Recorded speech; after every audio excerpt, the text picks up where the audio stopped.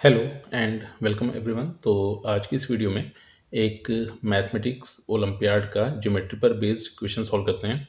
Question में ए B C D एक cyclic quadrilateral दिया गया है, जिसमें ये जो साइड लेंथ ए डी अपने को दी गई ये 2 यूनिट है। Similarly side length A B ये भी अपने को 2 यूनिट दिया गया। साइड लेंथ सी डी ये 3 यूनिट दिया गया and side length B C अपने को 4 यूनिट दिया गया। अब इस क्वेश्चन में अपने को ये जो सर्कल दिया गया है इस सर्कल का रेडियस इवेलुएट करना है। तो इनफैक्ट अपने को ए बी सी डी का जो भी सर्कम सर्कल आ रहा है उस सर्कम सर्कल की रेडियस को इवेलुएट करना है। तो अब एक काम करते हैं कि रेडियस को इवेलुएट करने के लिए ट्रिग्नोमेट्री का यूज़ कर लेंगे। सबसे पहला तो यहाँ पर एक कंस्ट्रक्शन कर लिया और इसमें किया ये कि ए एंड सी इनको ज्वाइन कर लेते हैं। तो जैसे ही ए एंड सी को ज्वाइन किया तो अपने पास दो ट्राइंगल्स देखने को मिले। पहला ट्राइंगल ए डी सी, दूसरा ट्राइंगल ए बी सी। अब ये जो सर्कल दिया गया है circumcircle in fact triangle A D C and A B C का भी सर्कम सर्कल है।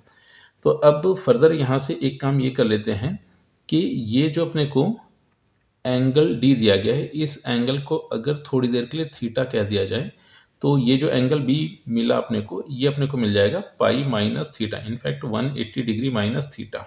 तो अगर मैं इसको पाई माइनस थीटा लिख कर चलूँ तो इस तरह से मेरे पास angle D and angle B मिल चुके हैं। और यहाँ पर साइक्लिक क्वाड्रिलेटरल की प्रॉपर्टी का यूज़ किया। दो अपोजिट एंगल का सम हमेशा पाई देखने को मिलता है, या फिर ऐसे बोले कि दो अपोजिट एंगल्स का सम हमेशा 180 डिग्री होता है किसी भी साइक्लिक क्वाड्रिलेटरल के लिए। फिर अब एक काम करते हैं कि जो triangle A D C and triangle A B C दिया गया है और एक काम ये कर लेते हैं कि जो साइड लेंथ ए सी दी गई इसको थोड़ी देर के लिए एक्स अज्यूम करके चलते हैं। तो फिर एक काम ये किया कि इन ट्राइंगल ए डी सी इसमें कोसाइन रूल यूज़ कर लेते हैं। तो इस तरह से यहाँ पर कॉस थीटा को लिखा जाएगा A D square that is 2 square plus C D square that is 3 square minus A C square that is x square divided by twice of A D and D C. तो twice of multiplication 2 multiplication 3। अब similarly यहाँ पर एक काम ही करते हैं कि triangle A B सी, तो इस ट्राइंगल में अगर कोसाइन रूल यूज़ किया जाए तो यहाँ पर cos of pi minus theta, angle तो अपने पास ये था तो इस वजह से टी रेशियो जब कॉस को यूज़ किया गया तो इनफैक्ट यहाँ पर लिखा जाएगा कॉस पाई माइनस थीटा।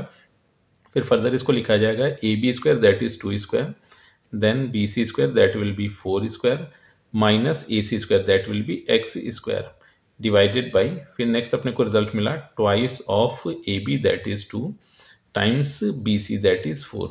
तो अब एक काम ही करते हैं इन दोनों ही वैल्यूज़ को कंपेयर कर लेते हैं। अब कॉस थीटा की वैल्यू अपने को मिली थी 2 स्क्वायर प्लस 3 स्क्वायर, तो ये हो गया 13 minus x square divided by, और यहाँ पर अपने को मिला 2 मल्टीप्लिकेशन 3, इसको ऐसे पढ़ा रहने देते हैं। अच्छा अब देखो होगा ये कि कॉस पाई माइनस थीटा, तो ये जो कॉस पाई माइनस थीटा दिया गया इसको माइनस कॉस थीटा लिख दिया जाएगा। तो इसका मतलब ये हुआ कि राइट हैंड साइड पे ये जो वैल्यू आई थी अगर मैं इसको नेगेटिव से डिफर कर दूं तो मुझे कॉस थीटा की वैल्यू मिल जाएगी। फिर इस वैल्यू को इसके साथ इक्वेट किया जा सकता है। तो रिजल्टेंट फिर राइट हैंड साइड पर कुछ ऐसा मिला नेगेटिव। अब 2 स्क्वायर ये हो गया 4, 4 स्क्वायर हो गया 16, तो ये मिलेगा अपने को 20 minus x square divided by 2 multiplication 4। अब देखो ये दोनों क्वांटिटीज़ तो आपस में कैंसिल हो गई।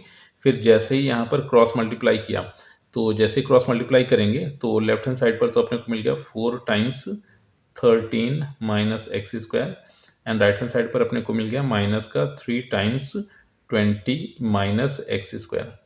फिर फर्दर एक काम करते हैं कि अगर इसको सिंप्लीफाई करके लिखे तो ये मिल गया है 52 minus 4 x square is equal to minus 60 plus 3 x square.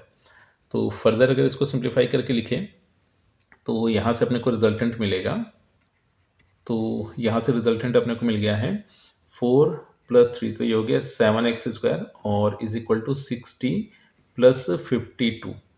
तो फर्दर सिंप्लीफाई करें तो यहाँ से रिजल्टेंट बना है 7 x square is equal to 112।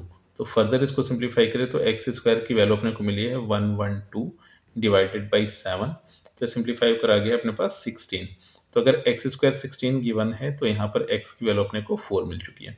अब जैसे ही x की वैल्यू 4 मिली, तो इसका मतलब ये जो साइड लेंथ x अपने पास दिया गया था, ये अल्टीमेटली अपने को 4 मिल चुका है। फिर फर्दर एक काम यहाँ से ये कर लेते हैं कि अब फर्दर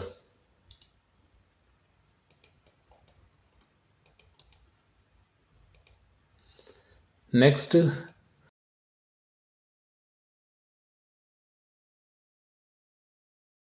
अब यहाँ से एक काम ये कर लेते हैं कि ये जो सर्कल दिया गया है, in fact A B C D का भी सर्कम सर्कल है and triangle A C D का भी सर्कम सर्कल है।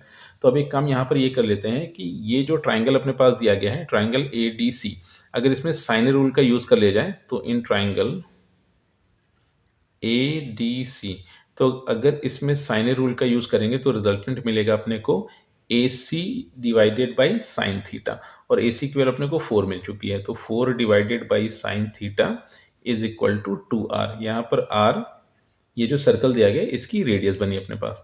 फिर फर्दर यहाँ से एक काम करते हैं कि r को लिखा जा सकता है 2 डिवाइडेड बाई साइन थीटा। तो अब अपना ऑब्जेक्टिव ये बना कि अगर कहीं से साइन थीटा की एग्जैक्ट वैल्यू मिल जाए तो फिर किया ये जा सकता है कि r की एग्जैक्ट वैल्यू को बताया जा सकता है। अब देखो हो ये रहा था कि कॉस थीटा अपने को मिला था 2 स्क्वायर, इनफैक्ट ये मिल रहा था 13 माइनस एक्स स्क्वायर, और डिवीजन में अपने पास आ गया था 2 मल्टीप्लीकेशन 3। तो अब अगर यहाँ पर कॉस थीटा को इवेलुएट कर लिया जाए एक्स की वैल्यू को पुट करके, तो ये मिलेगा 13 माइनस 16 डिवाइडेड बाई, ये मिल गया अपने को 2 2 जा 4 3 जा 12। तो फर्दर अगर इसको सिंप्लीफाई किया जाए तो कॉस थीटा की वैल्यू यहाँ से अपने को मिल जाएगी -3 डिवाइडेड बाई 12। तो इसको सिंप्लीफाई करके -1/4। तो कॉस थीटा जैसे -1/4 आया तो इनफैक्ट अपने को ये ऑब्ट्यूस एंगल की तरह दिखा। अगर अपने को मतलब थीटा को अगर यहाँ पर एक्यूट एंगल लेकर चल रहे हैं तो कॉस थीटा का सिर्फ और सिर्फ मतलब कॉस थीटा का पॉजिटिव आर्गुमेंट ही उठा रहे होंगे। तो यानी कि अगर थीटा एक्यूट एंगल है तो कॉस थीटा को यहाँ पर 1/4 लिखा जाएगा।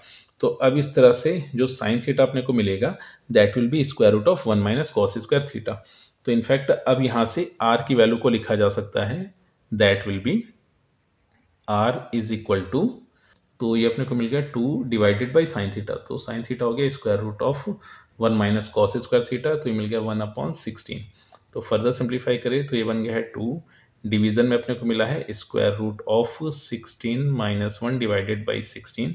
तो फर्दर सिंप्लीफाई करें तो r को यहाँ से लिखा जा रहा है 2 divided by square root of 15 divided by 16, और 16 का स्क्वायर रूट हो जाएगा 4, और 4 पलट कर ऊपर जाएगा जो कि 2 से मल्टीप्लाई होकर रिजल्टेंट देगा 8, और डिनोमिनेटर मिल गया अपने को स्क्वायर रूट ऑफ 15।